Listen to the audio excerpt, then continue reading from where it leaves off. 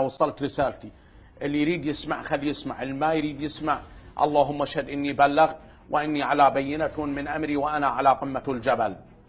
ان السيد مقتدى الصدر الامريكي وضعه على طاولة القتل ليتهم به بعض الحركات الشيعية الموجودة حتى يجعل الفتنة تتسع بحيث لا يستطيعون العراقيين ردها، وعلى هذا الأساس على السيد.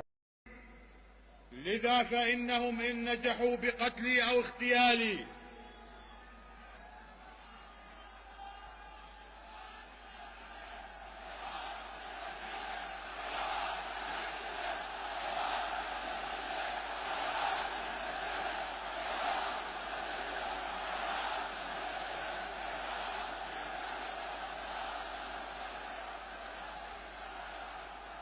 لذا فإنهم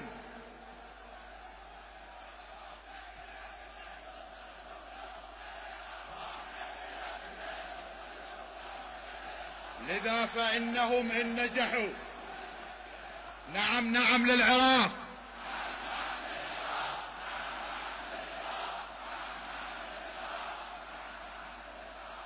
لذا فإنهم إن نجحوا بقتلي أو اغتيالي فأسألكم الفاتحة والدعاء مشكورين، ولكني أقف اليوم لأستبق الأحداث وأضع النقاط على الحروف قبل أن يطبقوا ذلك، والأمر كله بيده جل جلاله.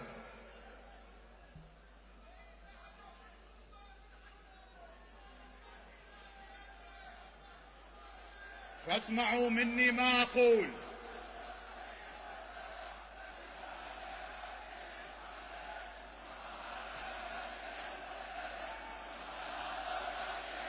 نعم للعراق، نعم للعراق.